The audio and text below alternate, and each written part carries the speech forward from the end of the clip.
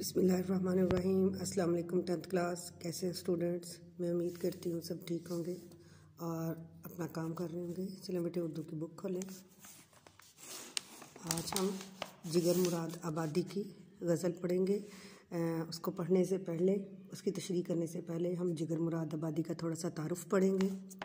जिगर का असल नाम क्या था? सिकंदर अली, और तखल्लुस वो जिगर करते थे। बनारस में आप पैदा हुए।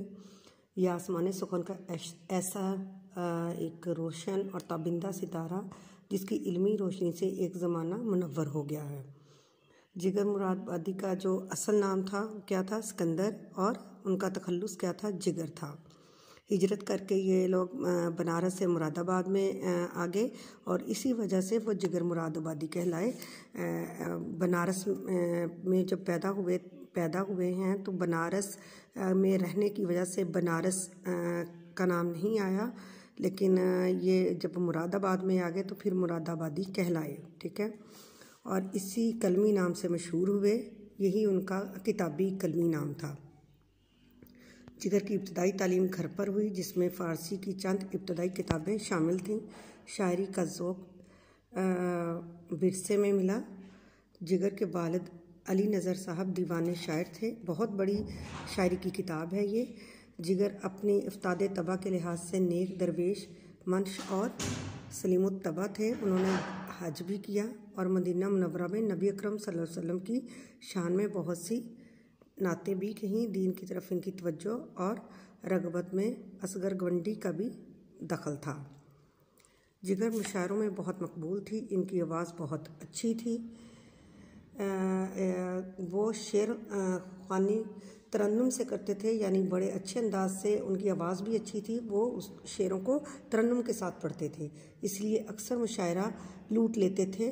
इब्तदाई दौर में हज़रत दाग दहलवी से मुतासिर नज़र आते हैं, लेकिन फिर गज़ल गोई में अपना एक ख़ास रंग पैदा किया। इनकी मुतअद्दिद शेरी मजमूए शाया हो चुके हैं, जिनमें आतिश गुल, दागे जिगर और शोला तूर ज़्यादा मशहूर हुए हैं। आपने 1960 में वफ़ात पाई। ठीक है, आज हम इनकी गज़ल का पहला शेर पढ़ेंगे और उसकी तशरीह करेंगे। आदमी आदमी से मिलता है दिल, मगर कम किसी से मिलता है। देखें ये शेर कितना पढ़ने में और देखने में कितना आसान सा लगता है, लेकिन अपने अंदर बहुत ही गहराई लिए हुए है कि इंसान, आदमी क्या है? इंसान, बशर आदमी से मिलता है कि दूसरे आदमी शक्ल सूरत से वैसे दिखने में एक जैसे लगते हैं। दिल मगर कम किसी से मिलता है कि अंदर जो है इनका दिल जो है, इनका ज़मीर जो है, इनके अंदर फासले हैं और दूरियां बहुत पाई जाती हैं। देखने में शक्ल सूरत बज़ाहिर या लिहाज रखते हुए एक जैसे नज़र आते हैं, लेकिन अंदर इनके ज़मीर में एक दूसरे से बहुत दूरियां और फासले हैं। आज इस शेर के पहले मिसरे में शायर कहते हैं कि इस दुनिया की चहल पहल को देखकर और इंसानों को एक दूसरे से मिलते जुलते देखकर दिल को राहत महसूस होती है, लेकिन जब यह हकीकत खुलकर सामने आती है, वाज़ेह होती है या आश्कार होती है, तो बहुत दुख और अफसोस होता है कि लोग महज दुनियावी ज़रूरियात के तहत एक दूसरे से मिलते हैं, जबकि इनके दिलों में दूरियां पाई जाती हैं। यानी महज दुनियावी ज़रूरियात या दूसरे को दिखाने की खातर एक दूसरे से मिलते हैं मुरव्वत में, लिहाज में, लेकिन इनके अंदर जो है नफाक है, दूरियां पाई जाती हैं। वो एक दूसरे से गले मिलते भी नज़र आते हैं, लेकिन इनके दिलों में कुफर और नफ़रतें आबाद हैं। बकौल एक और शायर के, इलाही आबरू रखना बड़ा नाजुक ज़माना है, दिलों में कुफर रखते हैं बज़ाहिर दोस्ताना है। ठीक है, शायर दूसरे मिसरे में कहते हैं कि ज़ाहरी मुलाकातों और दिली कुर्बतों में ज़मीन आसमान का फ़र्क पाया जाता है। दिल में मोहब्बत पाई जाए तो फ़रकत भी कुर्बत में बदल जाती है।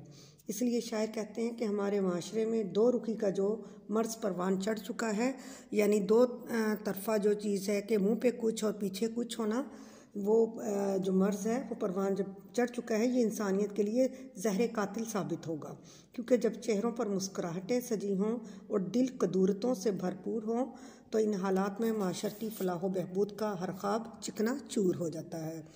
मेरा दुख ये है मैं अपने साथियों जैसा नहीं, मैं बहादुर हूँ मगर हारे हुए लश्कर में हूँ।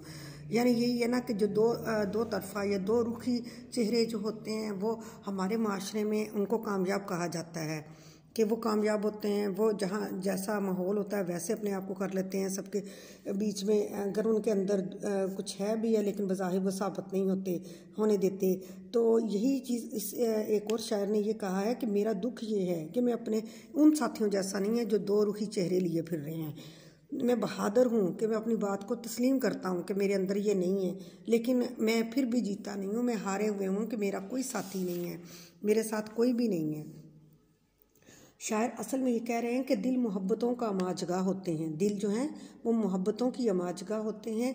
अगर दिलों में मोहब्बतों को आबाद कर लिया जाए तो जिस्मानी कुर्बतों की ज़रूरत ख़त्म हो जाती है। शायर इस शेर में हमें सच्ची मोहब्बत का दर्स देते हुए नज़र आते हैं। एक मुक़द्दस काम करना चाहता हूँ मैं, मोहब्बत आम करना चाहता हूँ। कितना आम सा शेर है और अपने अंदर इतनी खूबसूरत सी गहराई और पैगाम लिए हुए है कि एक मुक़द्दस काम करना है, इतना अच्छा काम जो अल्लाह को भी पसंद है, दुनिया में भी लोगों को पसंद है। सब लोग उन लोगों को सराहते हैं कि जो साफ़ नीयत लोग होते हैं, जो मोहब्बतें बांटते हैं, दिल से बांटते हैं।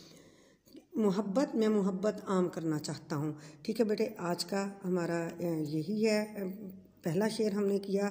इसको समझना है और इसको अच्छे से आपने करना है याद। ओके जी, अल्लाह हाफिज़।